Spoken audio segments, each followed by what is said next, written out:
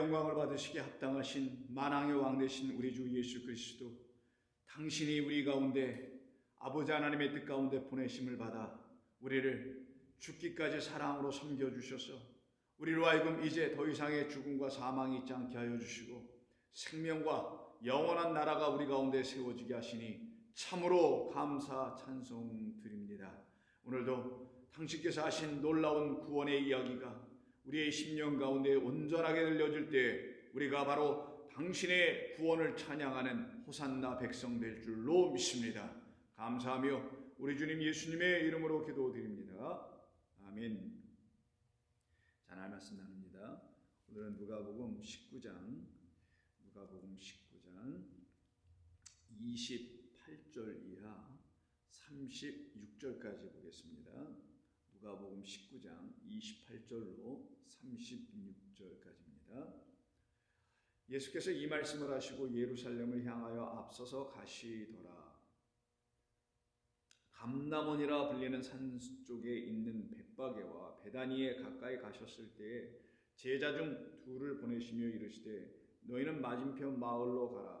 그리로 들어가면 아직 아무도 타보지 않은 나귀 새끼가 매어 있는 것을 보리니 풀어 끌고 오라.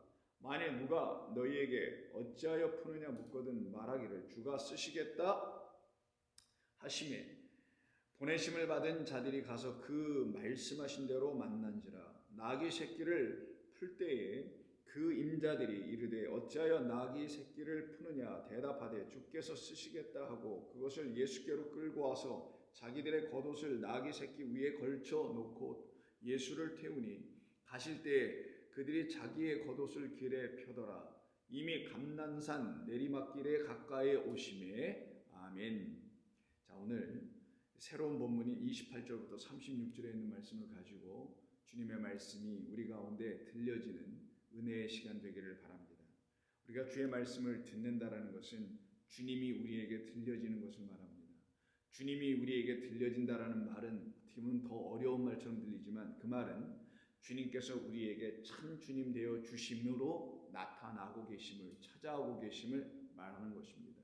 그래서 결국은 우리에게 참된 생명의 길을 열어 주시기로 이 땅에 작정되어 약속 가운데 오신 우리 주님을 만나는 모든 사람들은 바로 그와 같은 경험들을 할 수 있게 되는 것이죠. 오늘 본문은 우리 모두에게 너무나 잘 알려져 있는 예수님께서 나귀 타고 예루살렘 성으로 입성하시는 하나의 이야기인 것이죠. 예수님께서 나귀를 타고 예루살렘 성으로 입성하시는 이 모습을 이렇게 그려내 주었던 것은 바로 다름 아닌 당신이 바로 그 예루살렘의 왕이라는 사실을 알려주시려고 했던 것입니다. 하나님이 그 예루살렘의 왕이라는 사실을 알지 못하고 살아가고 있었던 모든 이 땅의 사람들에게 하나님이 우리의 왕이시며 또한 그리스도 예수께서 우리 만왕들의 왕이라는 사실을 알려주시고자 예루살렘으로 들어가시는 겁니다. 왜냐하면 예루살렘은 평강을 주시는 평강의 왕으로 말미암아 새 예루살렘 곧 하늘에서 내려온 신랑을 맞이하기 위해서 단장이 예쁘게 아름답게 준비한, 그래서 삶의 질서가 있고 믿음의 체계가 딱 잡혀져 있어서 말씀으로 온전해진 그들을 놓고 하나님의 말씀들 곧 신부들이라고 하는 혼인잔치에 들어온 사람들이죠. 그럼 우리 주님께서 지금 나귀를 타고 예루살렘 성으로 들어가시는 것은 그 예루살렘에 있는 시온의 딸들 곧 당신의 거룩한 짝들 신부가 되어야 할 우리들을 만나러 오시는 것이고요. 그 주님을 기다리고 있었던 모든 사람들에게만 우리 주님은 참된 평강의 왕이 되십니다. 그 평강의 왕이라는 의미가 바로 살렘 왕이라는 뜻을 갖고 있는 예루살렘인 것입니다. 바로 그곳을 향하여 우리 주님이 가시는 것이죠. 그래서 우리가 어제 나눴던 그 앞에 본문에 있어서 우리가 들었던 본문이 무엇입니까? 예수님을 왕으로 인정하지 아니하려고 하는 자들이 있다는 것이잖아요. 그들은 바로 하나님이 주신 말씀을 가지고 그 말씀 안에서 우리에게 보내어질 왕을 기다리라고 하신 것임에도 불구하고 그 왕을 원치 않고 자기들이 자기의 소견대로 세운 왕들을 쫓아 살려고 했던 사람들인 것이죠. 그래서 27절 바로 윗절이 그리고 내가 내의 왕됨을 원하지 아니하던 저 원수들을 이리로 끌어다가 내 앞에서 죽이라 하였느니라라고 말씀이 끝나는 거예요. 그럼 그렇게 왕이 되기를 원치 않는 하나님의 왕되심과 그리스도 예수께서 그들의 만왕의 왕되심을 원치 않는 자들이 바로 이 눈에 보이는 도성인 예루살렘이라는 것을 말하는 것입니다. 그래서 그 예루살렘을 향하여 우리가 내일 또 말씀을 나누겠습니다만은 결국 하나님 우리 주님께서 선포하신 게 뭐예요? 왕됨을 원치 않는 그들에게는 평강의 왕으로 오신 당신을 영접하지 않으므로 그 도성에는 평강이 없으니, 평강이 없으면, 화평이 없으면, 평안이 없으면 뭐가 있는 건가요? 평안의 반대말 불안입니다. 평안의 반대말, 화평의 반대말 전쟁입니다. 전쟁의 말의 뜻은 사망, 죽임당하는 거예요. 죽임당함과 사망과 불안과 초조와 걱정과 근심으로 다 채워져 있는 도성은 무너진 도성, 파괴된 도성, 생명 없는 도성이라고 하는 것입니다. 바로 그와 같은 도성임을 우리 주님께서 마지막 44절에서 또 너와 및 그 가운데 있는 네 자식들을 땅에 메어치며 돌 하나도 돌 위에 남기지 아니하리니, 이렇게 되는 이유는요, 당신을 평강의 왕으로 영접하지 않은 자들이 만나게 될 최후 심판, 종국이요 결말이라는 것을 보여주는 겁니다. 이는 내가 보살핌 받는 날을 알지 못함을 인함이라. 주님께서 이 땅에 오셔서 우리의 영혼을 살피시러 오신 것인데, 그 살피러 오신 당신을 영접하지 아니한 자들의 결국이 이렇게 된다는 것을 말씀하는 거죠. 바로 그와 같이 우리에게 찾아오시는 주님을 영접하는 자들의 이야기를 나누는 것이 오늘 이 예루살렘 성으로 우리 주님이 나귀 타고 들어가시는 거예요. 그래서 하나님의 말씀을 한 문화를 가지고, 즉 그리스도를 가지고 하나님을 만나는 모든 사람들, 하나님을 만나는 것은 약속의 하나님을 만나는 거예요. 그래서 하나님의 말씀을 이렇게 창세부터 쭉 읽어나가는 모든 사람들은 이 약속이라는 말씀에 붙잡히게 됩니다. 약속이라는 말씀에 의해서 그들이 인도함을 받게 돼요. 그래서 약속을 소망하게 됩니다. 하나님이 저와 여러분들 모든 하나님의 말씀을 읽는 모든 자들에게, 하나님을 의지하고 의뢰하는 모든 자들에게 주시는 말씀이 약속과 언약의 말씀인데, 그 언약의 말씀으로 인도함을 받는 사람들은 그 언약의 말씀이 자기들에게 이루어질 것을 소망하며 살게 되고요, 기다리며 살게 되고요, 기대하며 살게 됩니다. 그래서 그들의 믿음의 삶은, 삶의 육신의 삶에 좀 힘들고 어려운 일이 있어도 그들의 영적의 삶에는 날마다 기쁘고 흥분되고 감사하고 감격하는 일이 쉴 수 없게 되는 거예요. 그런 일이 쉬지 못하게 되는 거죠. 쉼이 없죠. 그들에게 있었던 예전의 육신의 삶에서 하나님을 찬양하고 막 바라봤던 그 삶은 늘 날마다 불안과 초조와 근심과 걱정으로 쉬지 못하는 자들, 안식이 없는 자들, 말 그대로 평강이라는 것이 전혀 없는 자들, 완전한 하나님의 은혜로 말미암아 다 되었다라는, 너는 내 것이다라는, 너는 내가 사랑하는 내 기뻐하는 아들이라는 그런 음성을 듣지 못하게 되니 평강이 자기들에게 있잖아. 그래서 그들에게는 날마다 근심으로 채워질 수밖에 없게 되는 삶이 이루어지게 됩니다. 그러나 약속을 믿고 주님을 따라가며 주님의 인도하심을 받는 모든 성도들은 하나님의 말씀을 읽으면서 소망 가운데 있습니다. 그럼 오늘 본문에서 우리 주님이 이렇게 나귀 새끼를 타고 예루살렘 성으로 입성하시는 이 모습을 이미 성경은 우리에게 약속해 놓지 않았을까요? 예언이라기보다는 약속해 놓지 않았을까요? 예언은 마치 먼 미래에, 알지 못하는 먼 미래, 언젠가는, 이런 의미가 예언이잖아요. 그래서 그 예언이 언제 일어날까 이렇게 막 예언만 생각하고 언제쯤 될까, 빨리 돼야 되는데 뭐 이런 생각만 하는 게 예언이잖아요. 그런데 약속은 어떻습니까? 약속을 믿는 사람들은요, 그 약속이 이미 자기들 안에서 이루어졌음을 확신하고 사는 사람들이에요. 왜냐하면 그건 사람이 준 약속이 아니기 때문에 그런 겁니다. 하나님이 주신 약속이기 때문에 이미 자기에게 다 이루어졌으면 믿게 된다니까요. 사람이 주는 약속은 내일 이루어줄게, 내일 모레 이루어줄게, 한 달 뒤에 약속 이행할게, 이래서 그때까지 기다려야 되지만, 하나님이 주신 약속은 전지전능하신 하나님께서 주신 약속이기 때문에, 모든 것을 당신의 계획 가운데서 주신 약속이기 때문에 그건 뭐 다 이루어진 거나 다름이 없는 거거든요. 그래서 하나님의 약속을 믿는 자들은 자기들 안에서 하나님의 약속이 다 실현되고 이루어지게 되는 겁니다. 그래서 그들은 그걸 이미 믿고 살아가는 거예요. 내게 평강의 왕이 오셨음을 알고 있는 거예요. 스가랴서를 한번 보겠습니다. 오늘 본문에 대한 말씀을 약속해 놓은 것이 스가랴서 9장이에요. 구약성경 스가랴서 9장 9절을 보시면 시온에 따라 크게 기뻐할지어다. 그럼 우리 주님이 나귀 타고 들어가셔서 만날 사람들이 누군지를 분명히 이 스가랴서가 말씀해주고 있는 거죠. 시온, 예루살렘에 대한 이름입니다. 여러분 아시다시피 시온에 따라 크게 기뻐할지어다. 예루살렘에 따라 즐거이 부를지어다. 여기 뭐 아들들에 대한 이야기가 있나요? 아니죠. 그는 아들에 대한 이야기를 하지 않으려고 하고 남자들에 대한 이야기를 하지 않으려고 한 게 아니라 우리 주님이 누구로 오시는지를 알려주는 거잖아요. 우리 주님이 바로 우리의 영원한 신랑이요 짝이요 남편으로 오시는 참된 주님으로 오신다는 것을 알려주는 것이죠. 그래서 보라 내 왕이 내게 임하시나니 라고 선포합니다. 그럼 우리 주님 지금 나귀 타고 오시는 모습을 누구라고 한다고요? 평강의 왕 살렘 왕 의의 왕 멜기세덱이라는 하나님이 보내신 왕이라는 사실을 성경이 이렇게 약속해 놓은 거란 말이에요. 그래서 그 약속이 이루어지고 있는 게 오늘 본문의 말씀인 것이죠. 그리고 그 본문에 있는 모든 약속의 사람들은 약속을 믿은 사람, 약속을 갖고 있는 사람들은 약속의 사람들이라고 합니다. 그들이 그리스도인들이에요. 여러분들이어야 됩니다.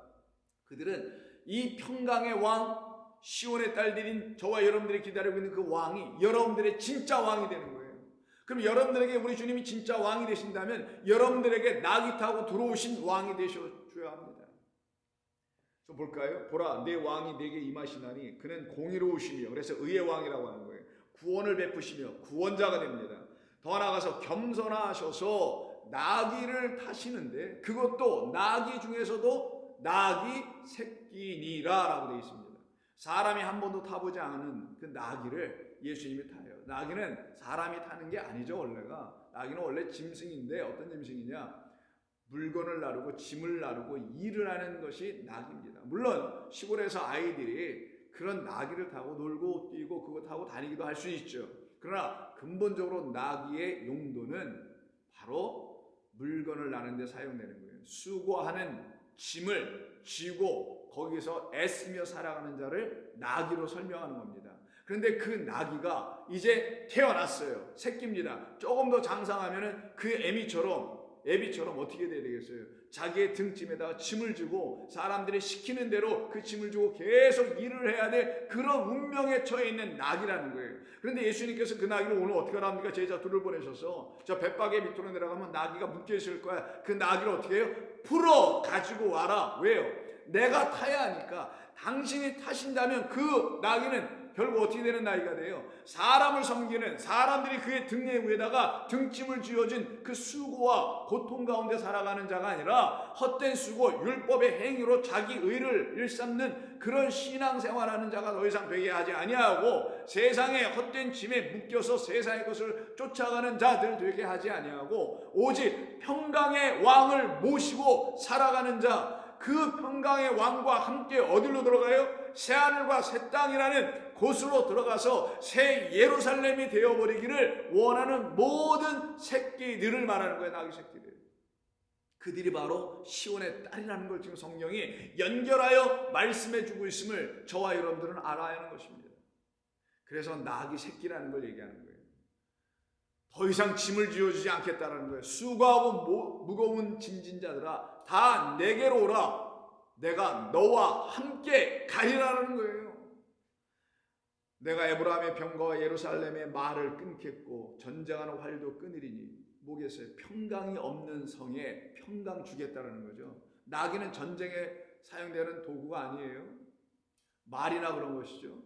그런 평강을 없애버리고 평강이 없기 때문에 말을 가지고 쓰려고 하는 예루살렘과 에브라임의 병거와 말들을 끊어버리겠다. 거짓된 평강을 주는 자들을 끊겠다라는 거예요. 전쟁하는 활도 끊으리니 그가 이방 사람들에게 화평을 전할 것이요 그의 통치는 바다에서 바다까지 이르고 유브라데 강에서 땅끝까지 이르리라.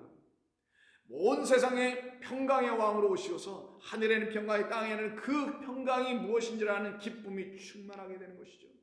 영광이 충만하는 것이죠. 또 너로 말할진대 내 언약의 피로 말미암아 내가 내 갇힌 자들을 물 없는 구덩이에서 풀어 놓았나니 갇혀 있으나 소망을 품은 자들아 너희는 이제 요새로 돌아갈지어다. 자, 우리 주님이 요새 중에 요새 예루살렘 성으로 들어가십니다. 그리고는 그곳에 있는 자들을 어떻게 하세요? 자유케 하시고 해방케 하셔서 당신의 영원한 도성 아버지의 나라 하나님의 그리스도의 나라로 그 요새로 아버지의 품 안으로 지금 데리고 가시는 거예요. 근데 그 이전 단계 그들의 영적 상태를 뭐라고 하냐? 갇힌 자들이요 물 없는 구덩이에 붙잡혀 있는 자들이라는 거예요. 근데 이들을 누가 풀어주시냐? 무엇으로 풀어주시냐? 당신이 당신에게 정해져 있는 그 언약의 피, 말씀이라는 새 언약의 생명의 물로 이들을 깨끗하게 하여 그것으로 씻어내어 정결케 하여 당신의 백성 신부로 삼으시겠다는 게 내 언약의 피로 말미암아 그 갇혀있는 자들 어디에서 물 없는 구덩이 웅덩이에서 생명 없는 곳이라는 의미합니다. 거기가 어디겠어요? 오늘 예수님이 나귀 타고 들어가시는 예루살렘 성이었던 거예요. 평강이 없고 평화가 없는 그곳이었던 것이죠. 거기서 우리 주님은 이들에게 생명의 이야기를 다시 들려주시기 시작하는 겁니다. 바로 이와 같은 곳이 어디였느냐? 알고 보니 바로 다름 아닌 이곳이었던 거예요. 누가복음 14장을 한번 보십시오. 안식일에 예수께서 한 바리새인의 지도자 집에 떡 잡수시러 들어가셨다고 1절부터 시작을 합니다. 그들이 엿보고 있더라. 주의 앞에 수종병 든 사람이 있는지라. 물만 가득해서 물이 막 터져 나오는 거예요. 물이 있는데 그 물을 안으로 가둬놓지 못한 상태인 것이죠. 그래서 거짓된 물이 내놓는 것이 바로 수종병을 통하여 설명하는 거예요. 하나님의 말씀이 이 생명이 우리에게 물이 되어야 될 말씀이 이들에게 생명이 아니라 사망을 주는 물이 되고 있다는 거예요. 지금 이걸 수종병으로 설명한 것이라는 거예요. 여러분 지난번에 우리가 말씀을 나눌 때 들으셔서 기억하시라 보고요. 예수께서 대답하여 율법 교사들과 바리새인들에게 이르시되 안식일에 병 고치는 것이 합당하냐? 안식은 뭡니까? 완전한 평강을 이루는 거예요. 평안이에요. 화평이에요. 하나님과 하나 되는 거예요. 이게 안식, 평강, 평화, 샬롬 아니면 에이레냐라는 의미를 갖고 있다고 했죠. 그 뜻들이. 바로 안식일은 그런 일을 하는 거예요. 근데 이 안식일에 수종병에 걸려 있다는 것은 평강이 없다는 거고요. 풀려나지 않았다는 거잖아요. 뭐에서? 거짓된 물에서, 거짓된 말씀들에서. 그래서 그들이 잠잠하고는 예수께서 그 사람을 데려다가 고쳐 그리고 보내시고 그리고 난 다음에 그들에게 이렇게 하신 당신의 행하시는 뜻이 무엇인지를 가르쳐 주십니다. 너희 중에 누가 그 아들이나 소가 우물에 빠졌으면 안식일에라도 곧 끌어내지 아니하겠느냐? 그렇죠. 우물에 빠지면 어떻게 죽죠. 그걸 구덩이라고 해요. 근데 예수님 뭐라고 합니까? 이 우물로 비유했지만 아까 스가랴에서는 물 없는 구덩이에요. 이게 예레미야서 2장과 14장에 나와 있는 말씀과 똑같은 거 아닙니까? 스스로 웅덩이를 팠으나 물을 가두지 못하여 물이 다 빠져나가 물 없는 웅덩이라고 그랬죠. 그럼 그냥 구덩이에 불과한 것이죠.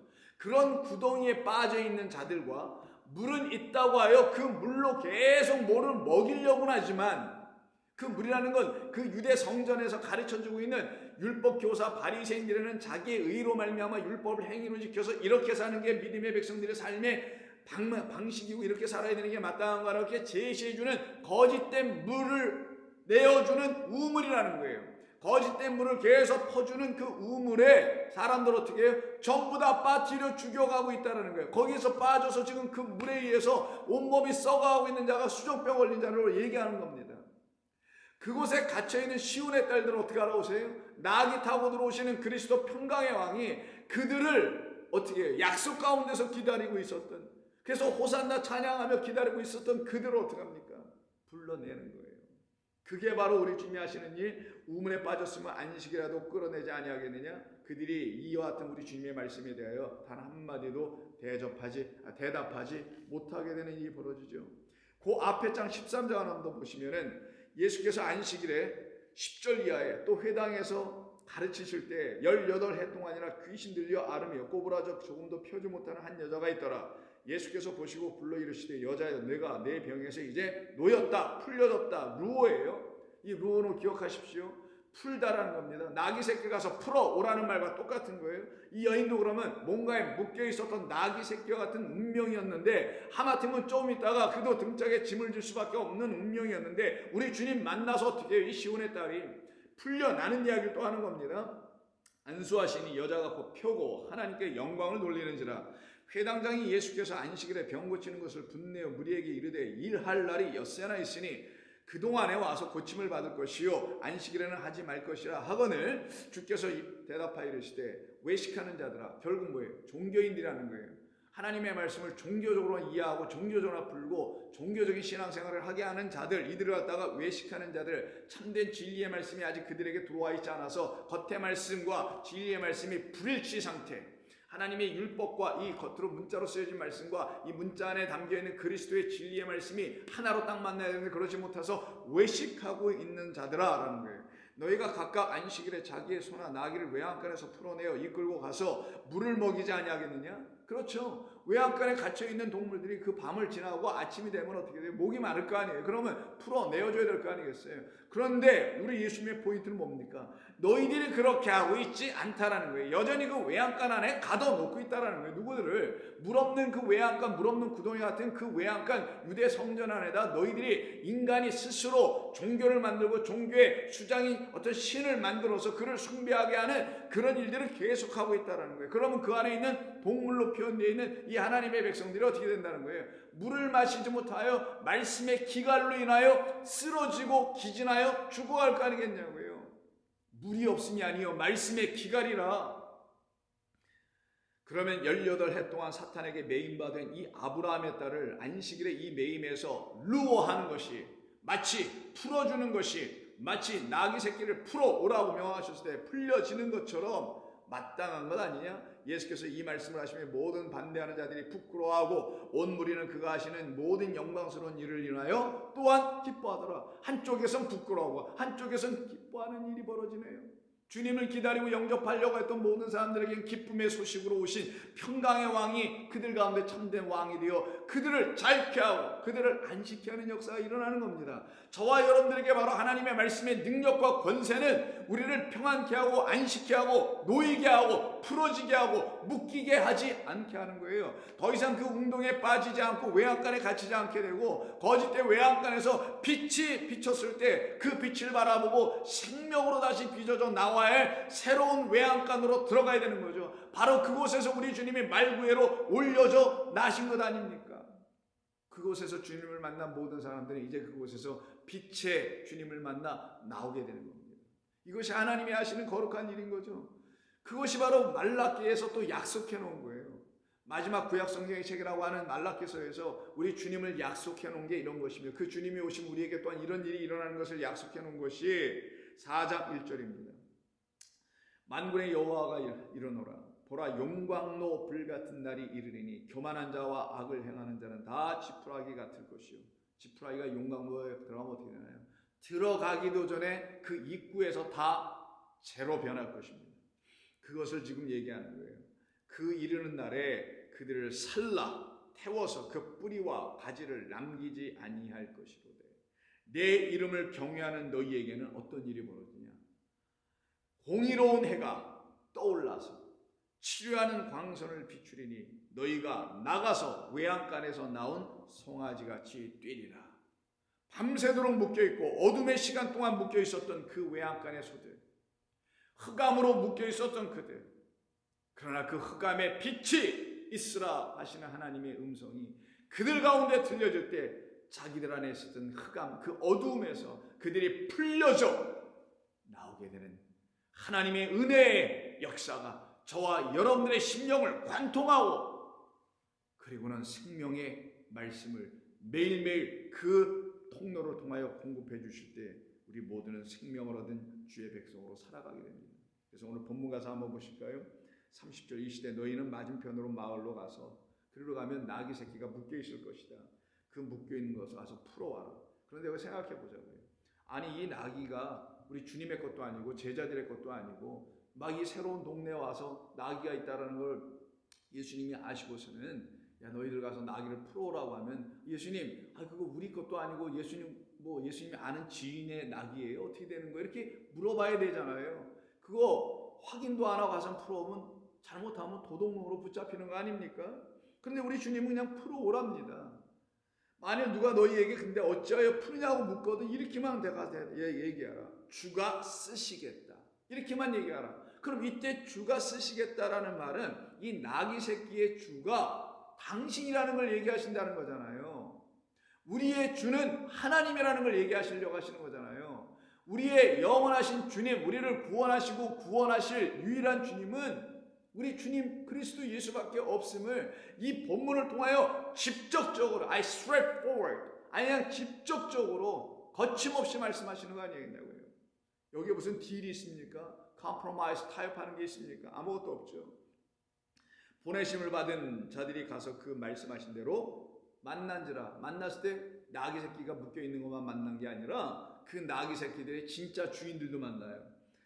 보내심을 받은 자를 가서 보니 나귀 새끼를 풀려고 할 때 그냥 가서 풀라니까 푸는 겁니다. 이게 막 어떻게 보면 도둑질하는 것처럼 보이잖아요. 그 임자들이라고 되어 있어요. 이때 임자라고 번역한 임자들은 나귀 새끼의 실제적 소유자, 주인이겠죠. 그래서 여기에 뭐라고 써있냐면 호큐리우스라고 써있어요. 이게 주라는 뜻인 거 여러분 아실 겁니다. 주님, 주여 할 때 쓰는 거. 그럼 이 나귀 새끼들의 실제적 소유자들에 있다라는 거죠. 그들이 누구냐? 그 나귀들을 향하여 이 나귀들아 너희들의 진짜 주인은 우리야 라고 말하는 그 임자들이 이르되 어찌하여 나귀 새끼를 푸느냐? 우리 건데 왜 니들이 와서 풀어가는 거야? 라고 얘기를 해요. 그때에 대답하기를 진짜 주께서 쓰시겠다 라고 얘기하는 거예요. 여러분 이해하셨습니까? 진짜 주님이 따로 있다. 너희들이 주가 아니야. 너희들이 왜 사람들의 주가 되어 그들을 너희들의 생각으로 끌고 가려고 하느냐. 이 말씀으로 오신 이 하나님의 약속 가운데 오신 우리 주님 예수 그리스도만이 참된 우리의 주님이시다. 그분만이 주님이시다. 이걸 선포하는 겁니다. 여러분에게 진짜 주님이 누구십니까? 주께서 쓰시겠다. 너희들이 주가 아니라 우리를 보내신 그분이 진짜 주님이야 라고 말씀하는 거예요.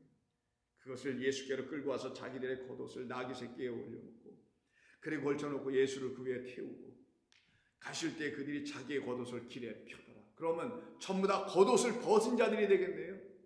전부 다 겉옷을 벗은 자들이 우리 주님과 함께 그 나귀 타고 들어가시는 예수님과 함께 예루살렘 향을 갈 때 이들의 벗은 겉옷을 우리 주님이 다시 당신이라는 겉옷으로 그리스도 예수라는 그 겉옷으로 입혀 주셔야 함이 마땅하지 않을까요? 그렇게 그들의 벗은 겉옷을 당신이라는 그리스도의 옷으로 덧입혀 주시는 그분만이 그리스도라는 옷으로 덧입혀 주시는 그분만이 그분이 누구예요? 나사렛 예수예요.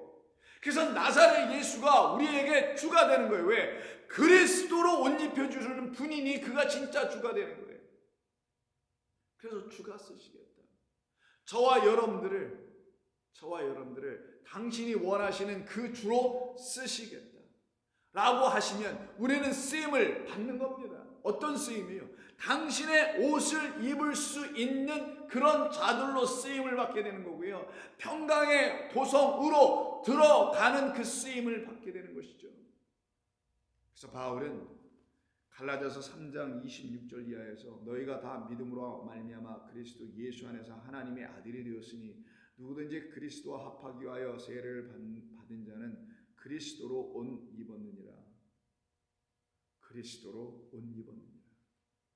그들에게 그렇게 자기들에게 새 옷, 겉옷, 빛나는 세마포입니다. 신부를 신랑이 맞이하기 위해서 신부에게 보내준 옷이에요. 그 옷을 당신이 보내주시니 당신의 것으로 보내주신 것이니 십자가에서 내놓아 주신 겉옷, 죽음으로만 사랑이라는 죽음으로 내어주신 옷입니다. 그것을 입게 해주신 분만이 그분만이 참 주이십니다. 그분만이 나를 풀어주신 주님이십니다. 내가 지금 입고 있는 사람들이 입혀준 이 거짓된 겉옷을 다 풀어 벗겨주실 분도 당신이요 새 옷으로 단장하여 입게 하여 영원한 아버지의 나라의 혼인잔치에 들어가게 하실 분도 당신이십니다. 그래서 너희는 나를 누구라고 하느냐? 주는 그리스도시요 하나님의 아들이십니다. 기도하겠습니다. 아버지 하나님 고맙습니다. 오늘도 변함없이 저희들을 사랑하여 주셨기에 생명의 말씀을 들려주시고 이 말씀으로 저희들의 영혼을 다시금 일으켜 세워주신 주님께 감사 찬송 드리오며 영원한 주님 그리스도 예수님을 따라가는 종들 되게 하심에 감사 또한 드리오며 예수님의 이름으로 기도드립니다. 아멘.